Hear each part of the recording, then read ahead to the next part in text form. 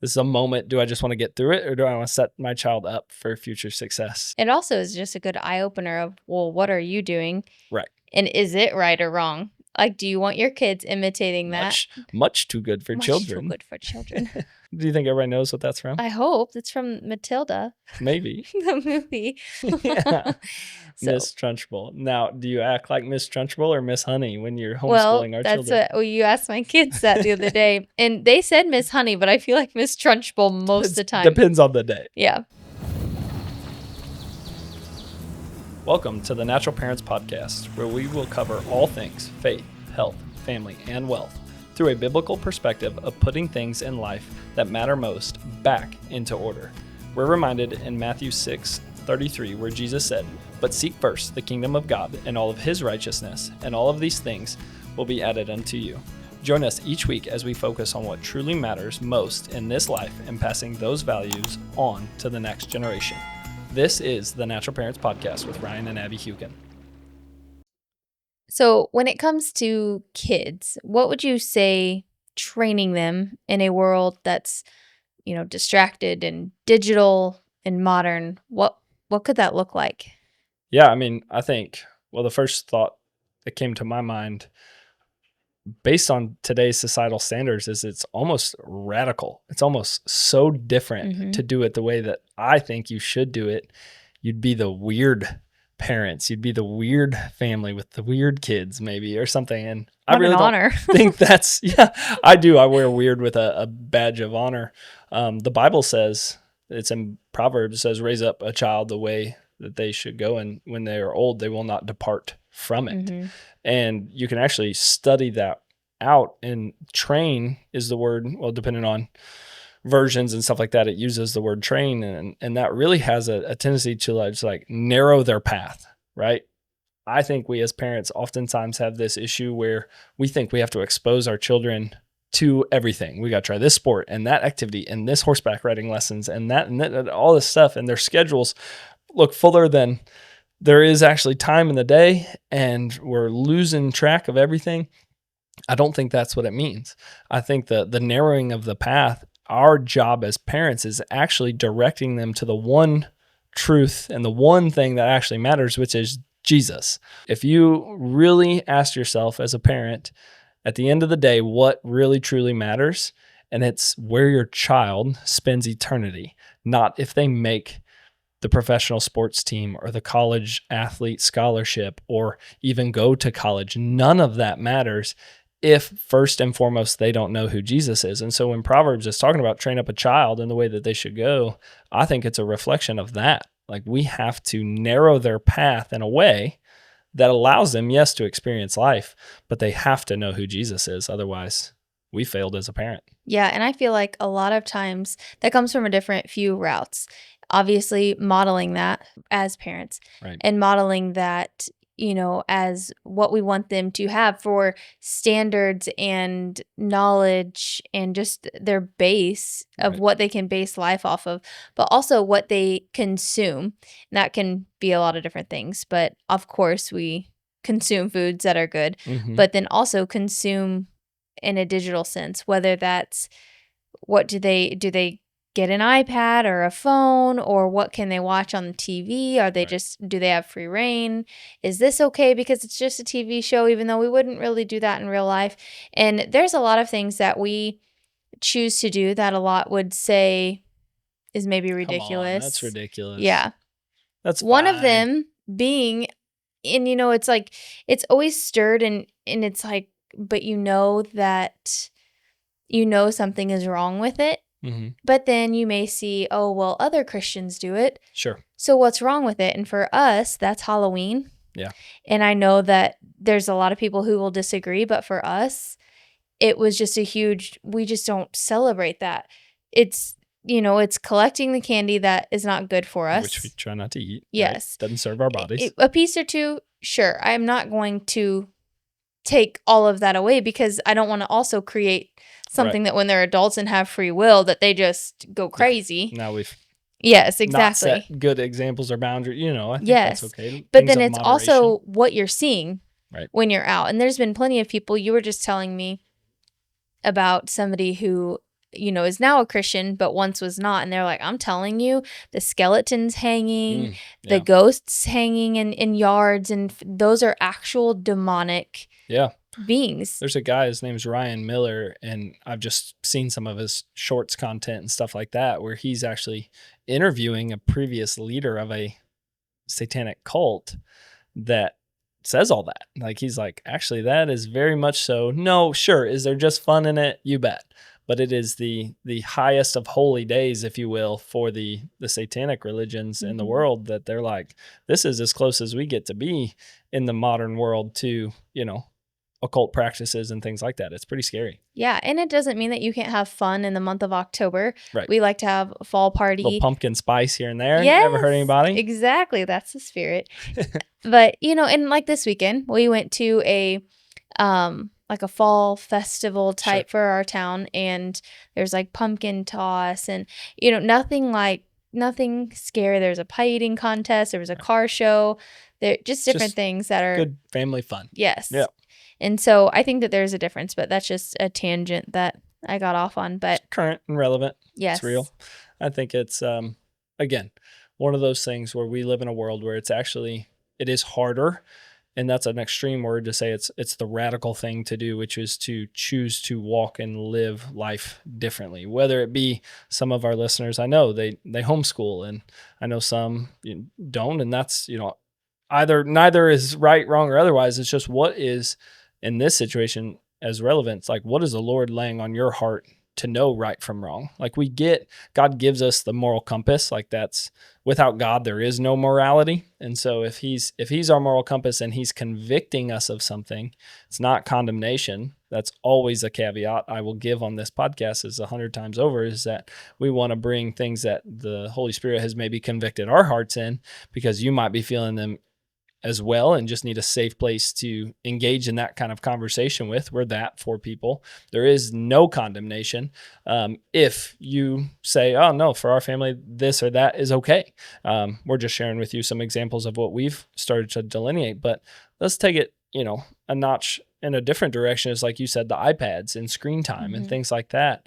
There's a lot of people will say, well, and I think an argument can be made that certain things about screens can be improving to children's knowledge base. I think in foreign countries, China and stuff like that, if you look at screen time, they might be getting more per capita on average screen time in their kids, because they're starting them, their programs and their learning is on devices. And I know a lot of public school education and private school education too is, they have tablets and Chromebooks and different things of that nature. But it's not just time on screens. It's what is the content that they're absorbing, and how are they doing it? We were talking about that the other day, actually, where there was this gentleman that was sharing that. And he said, okay, you want to do story time and family movie and watch a screen, by all means. If there's a story and a plot and there's a beginning, a middle, and an end, and your child sees that through, okay. But when it's just dopamine hit of scroll, seek, find, scroll, seek, find. Oh, wow. Oh, it's just, that is setting them up.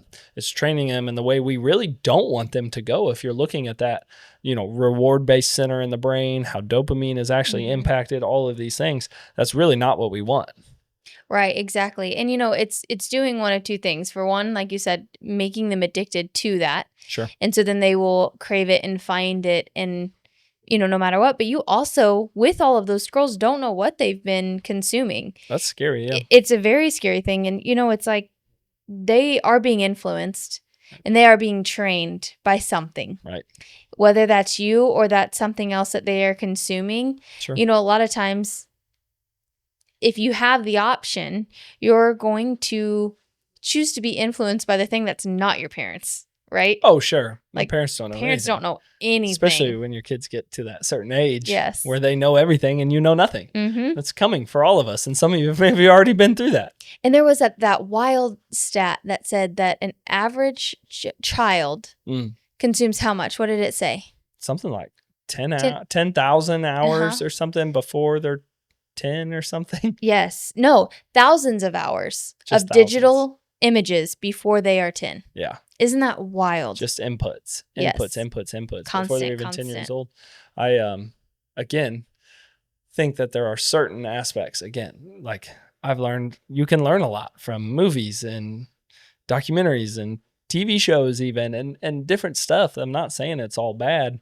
It's just that passivity, I think, that we see sometimes from our side of things with parenting, that it's like, well, okay, just have this because I need to do that. Or, oh, it just breaks my heart when we go out to a restaurant and eat dinner and I see a family of 4 or 5, 6, and every single one of them's on some sort of a device.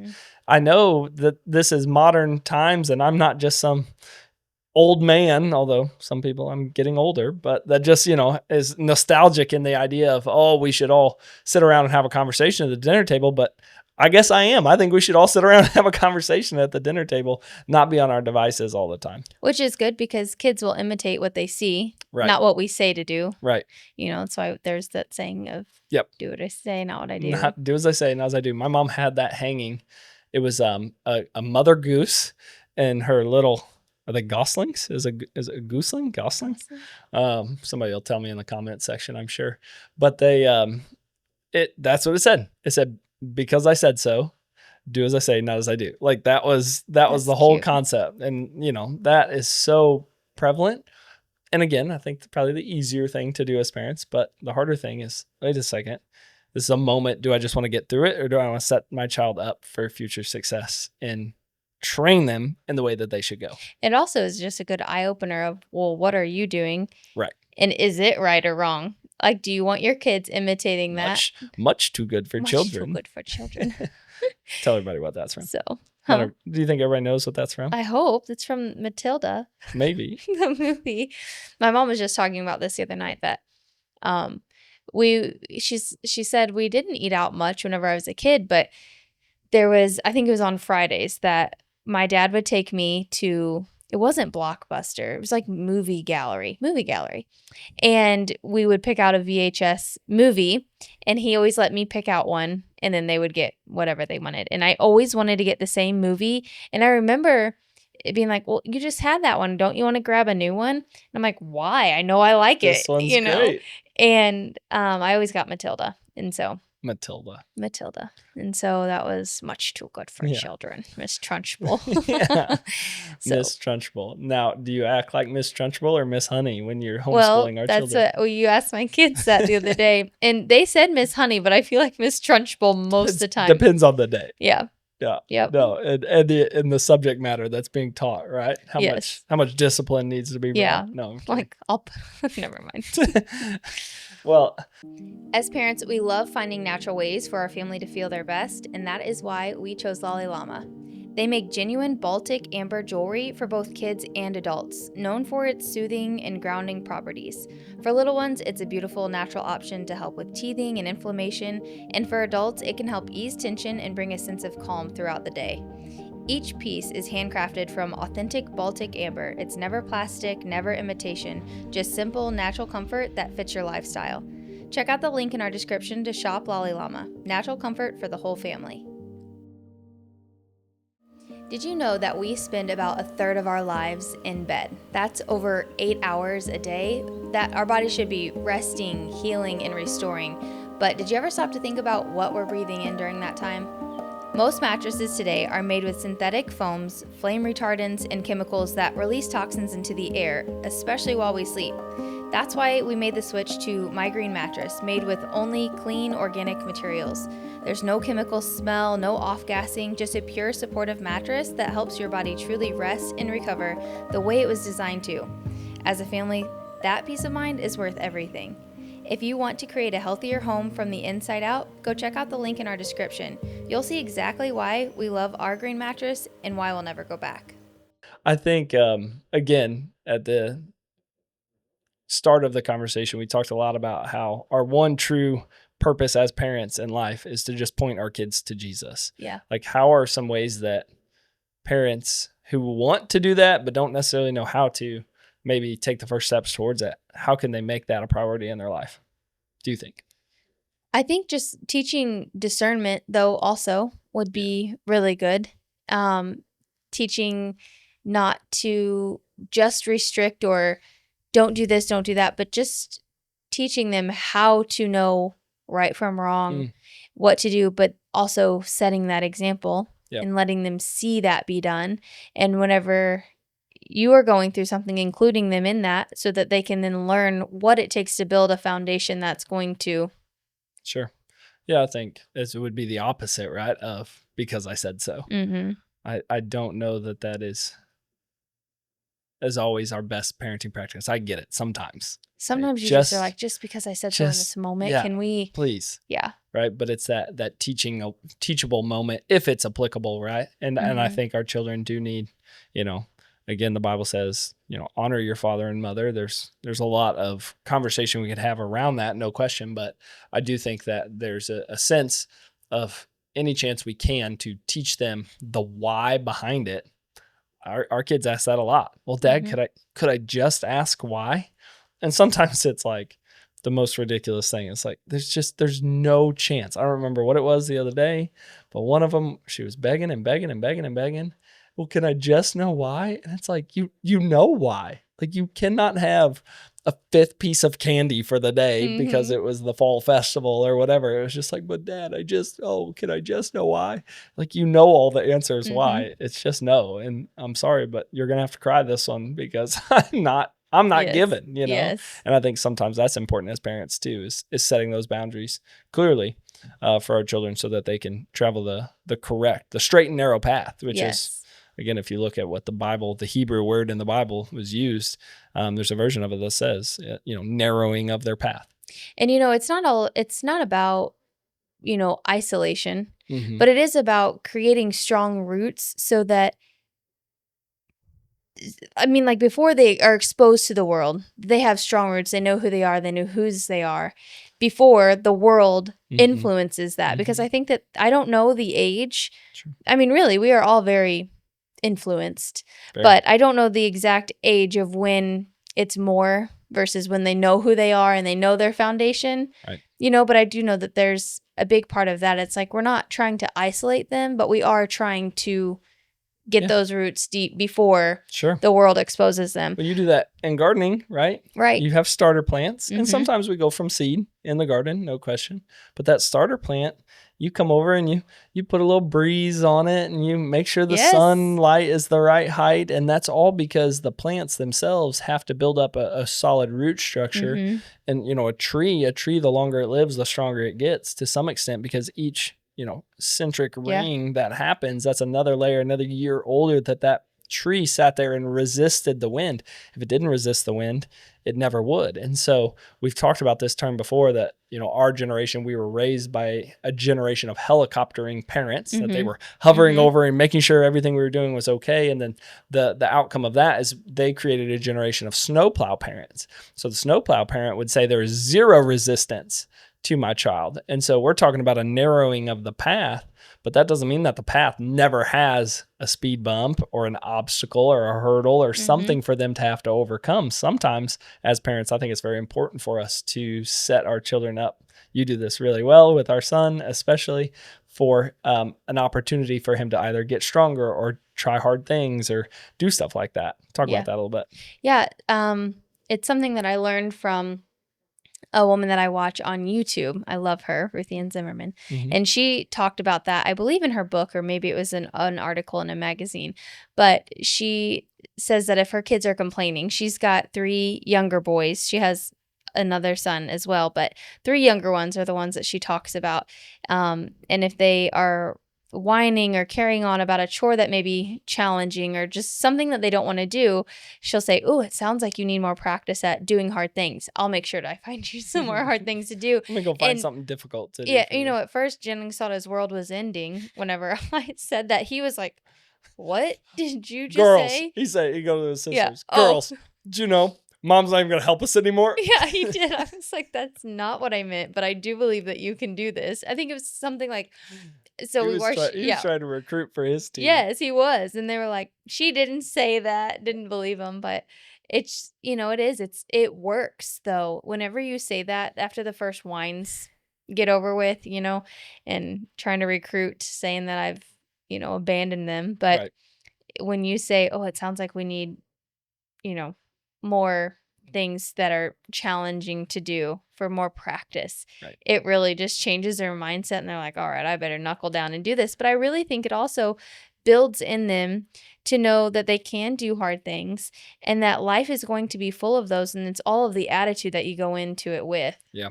Yeah. So attitude, the cliche attitude of gratitude, I think is so like come down from, again, first and foremost, our biggest priority has to be, exposing our children to the truth of Jesus. That is their position in eternity. It's not necessarily up to us. The Bible says, it's God, the one that does the work. But I think as creations and believers ourselves and God knowing and trusting us with children, we have to point our kids that way. But then maybe the second best thing we could ever teach our children is just to look at everything they have, everything that is life, through a lens of gratitude. I definitely can have a tendency to be too much toxic optimism, as I actually think a tendency towards in most of my days. I see the absolute best, but I also think it's a gift of high faith. Why would this happen? I don't know. But if I were God, I believe, if I were the God that I believe in, I would know that he's working it out for a really good thing. Sometimes if we could understand or grasp as a whole to why God would do something, he wouldn't be worthy of our worship and our honor and our, service to him, but he is. And so in that, we have to submit ourselves. I mean, our children, I think, have to see us submit and, kind of humble ourselves to what God knows better than we know. And so I think if it, in a way, that's a big thing too, is like gratitude. Yes. Yeah. And that makes me think of Jennings the other day. Was it clothes or was it bed sheets that he told you? He was like, Dad, I just don't want to. I'm really grateful for the clean. He did. Yeah. I don't remember if it was clothes or sheets. It was his bed. I'm really grateful for the clean bed, Dad, but I don't want to make it. Yeah. Can you help me? Yes. Sure, buddy. I can help you. I'm glad you're grateful for it. That's good. I think it's just a good reminder to remember that if we aren't training our kids, then the world will. Yeah. And so we need to beat it to it. Be super intentional with it. If you're not, this is just your invitation to. I think, we all, every time you and I have these conversations, it just gives us a chance to improve our own outcomes. I heard a pastor one time, he said, you ever hear yourself say something to somebody else and be like, oh, I should write that down? It's like, because sometimes I think the Lord uses us and even uses this podcast and this channel as just a way for us to improve our own parenting. So, and then we appreciate you guys all being along the ride for it with us. But that's really what we want to do, is raise up the next generation to know and serve God and to be good people. I say all the time, we're just messed up people trying not to mess up people. And we appreciate you guys being along for the ride with us. From the bottom of our hearts, we want to say thank you for listening. If you enjoyed this podcast, please share it with someone you know and leave a review. By doing so, we're able to grow this community of amazing people just like you and raise a generation of children that know God and do his will on earth. We'll see you next time.